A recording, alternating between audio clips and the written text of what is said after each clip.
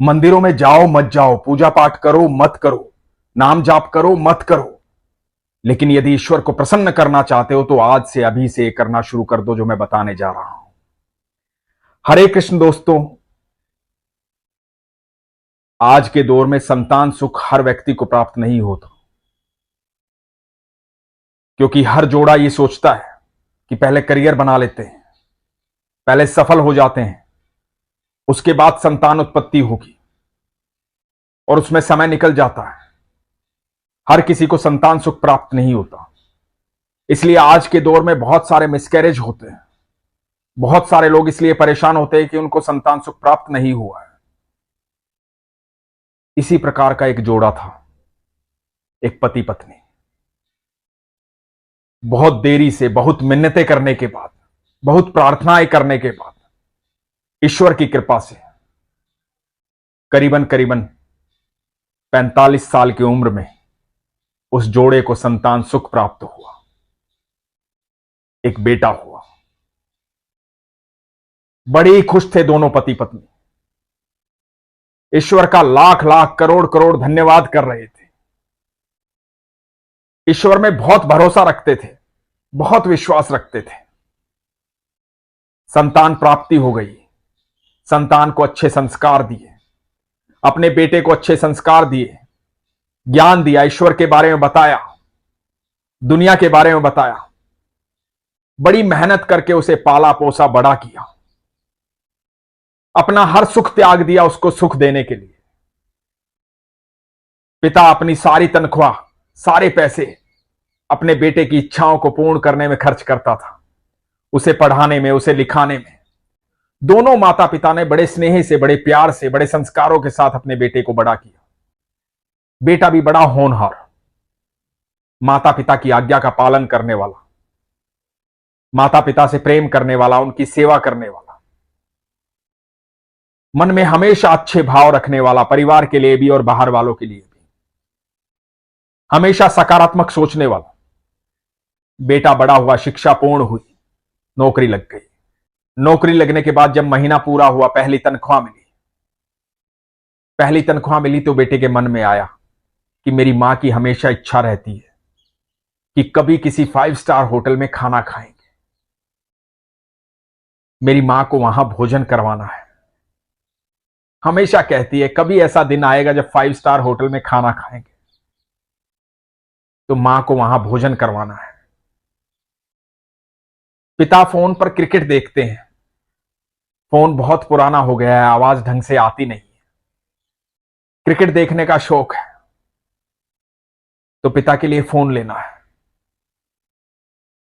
बेटे ने पहली तनख्वाह आई, एक होटल बुक किया, होटल में टेबल बुक की, पूरी व्यवस्था की कि आज रात्रि में अपने माता पिता के साथ मैं भोजन करने आऊंगा। अपने पिता के लिए एक फोन लिया, मां के लिए एक सुंदर सी साड़ी ली। मां को साड़ी पहनने का बहुत शौक था। साड़ी लेकर के, फोन लेकर के घर पहुंचा। बहुत अच्छी नौकरी मिली थी, बड़े ऊंचे पद पर। माता पिता के पास गया, माता को साड़ी दी, पिता को फोन दिया। माता पिता को बेहद खुशी हुई, बेटे को गले से लगाया, प्यार किया। और माता पिता को बेटे ने कहा कि मां तैयार हो जाओ, एक सरप्राइज है, बस गाड़ी आने वाली है, जल्दी से तैयार हो जाओ।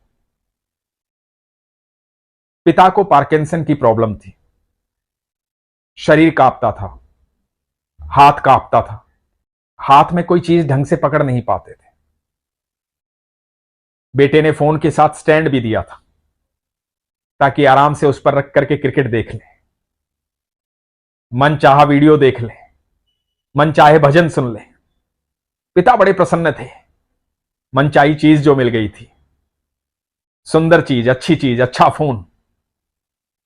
मां भी बड़ी प्रसन्न थी, अच्छी साड़ी मिली थी, मनचाही साड़ी। दोनों माता पिता तैयार हुए। इतने में गाड़ी घर से बाहर आ गई। माता पिता ने देखा कि आज हम गाड़ी से जाएंगे, बरसों से गाड़ी में नहीं बैठे थे।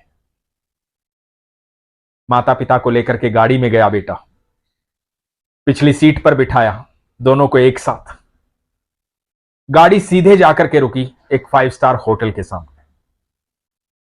जब गाड़ी होटल के सामने रुकी तो मां होटल को देखती रह गई। बेटे ने बड़ी खुशी से मां से कहा, मां आओ आओ चलो। मां होटल को निहार रही थी और पिता ने बेटे को कहा कि मुझे तुझ पर बहुत गर्व है। आज गर्व से मेरा सीना फूला नहीं समा रहा है। मुझे तुझ पर बहुत गर्व है। क्योंकि पिता जानते थे बरसों से मां की इच्छा थी 5 स्टार होटल में खाना खाने की। दोनों माता पिता को लेकर बेटा अंदर गया। जब अंदर गया तो होटल के स्टाफ ने बड़ा स्वागत किया, क्योंकि होटल के स्टाफ को पहले से कह दिया गया था कि आज मेरे माता पिता आएंगे। एक टेबल बुक की गई थी, उस टेबल पर ले जाकर के बिठाया गया। पिता के मन में एक डर था। डर इस बात का क्योंकि वो घर पर जब भोजन करते हैं, खाना खाते हैं, तो उनके हाथ कांपते हैं, चम्मच ढंग से पकड़ नहीं पाते, भोजन हाथ से गिर जाता है। तो उन्हें डर था कि आज लोगों के बीच में खाना खाना है, लोग क्या कहेंगे, मेरे हाथ से भोजन गिर गया तो। मन में यह डर समाया हुआ था। इधर जब देख रहे थे कि बेटे ने कितनी तैयारी की है, टेबल तक पहुंचे, जाकर के कुर्सी पर बैठ गए। स्टाफ के 2 लोग वहां आ गए। माता पिता दोनों खुश थे, प्रसन्न थे। पहली बार 5 स्टार होटल में आए थे। आत्मा बड़ी प्रसन्न थी कि हमारा बेटा लेकर के आया है। बड़े गर्व की बात थी। थोड़ी ही देर में जो गाने पिता को पसंद थे, वो गाने होटल वालों ने वहां पर चला दिए। पिता को सुनकर बड़ा आनंद आया। बेटे ने सारी व्यवस्था की है। अब भोजन की थाली सज गई। भोजन सामने आ गया। पिता के मन में भाव आया, आसपास के लोगों को देख करके, यहां तो सब कांटे छुरी से खा रहे हैं, तो खाना कांटे छुरी से खाना पड़ेगा। कांटा छुरी उठाने का प्रयास किया, हाथ हिल रहे थे। बेटे ने देखा कि पिताजी इस तरह से कोशिश कर रहे हैं, तो पिताजी को देखते हुए बेटे ने हाथ से खाना शुरू कर दिया। जब पिता ने बेटे को देखा कि मेरा बेटा हाथ से खा रहा है, तो मैं क्यों कांटे छुरी से खाऊं, तो उन्होंने भी हाथ से खाना शुरू कर दिया। जब हाथ से खाने लगे तो कांपते हाथों से भोजन गिरने लगा। जब भोजन गिरने लगा तो मां इधर उधर देख रही थी कि लोग क्या कहेंगे। पिता भी अंदर ही अंदर घबराए हुए थे कि लोग क्या कहेंगे, लेकिन बेटे को किसी प्रकार की कोई चिंता नहीं थी। बेटे ने गिरा हुआ भोजन साफ किया, अपने हाथ से अपने पिता को खिलाने लगा।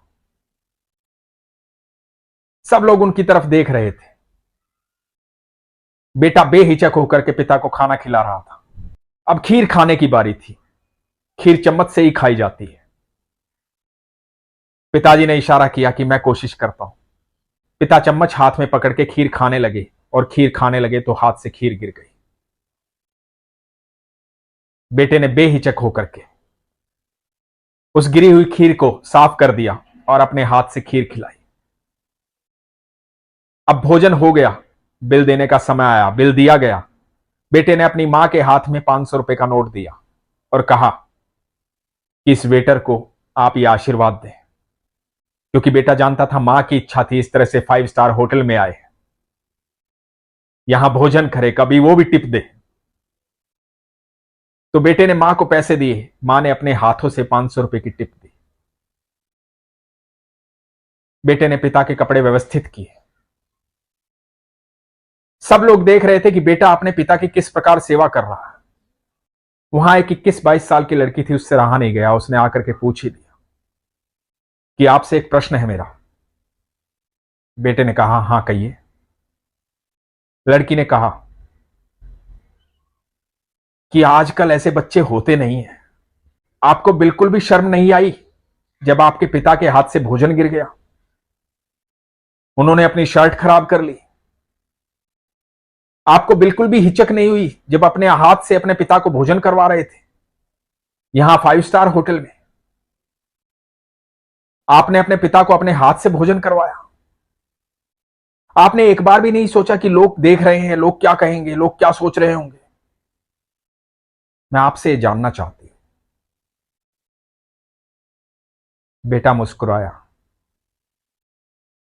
बेटे ने कहा, जब मैं छोटा था तो मेरे माता पिता मुझे पार्टी में लेकर जाते थे। मेरे हाथ से भी भोजन गिर जाता था, मैं भी अपने कपड़े खराब कर लेता था, पर मेरे माता पिता को कोई हिचक नहीं होती थी, कोई शर्म नहीं आती थी। वो मेरे कपड़े साफ कर देते थे, अपने हाथों से मुझे खिलाते थे।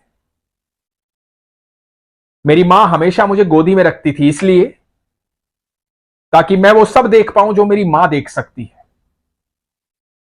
और मेरे पिता मुझे कंधे पर बिठाते थे, किस लिए?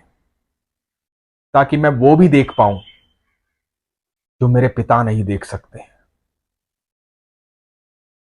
मेरे माता पिता ने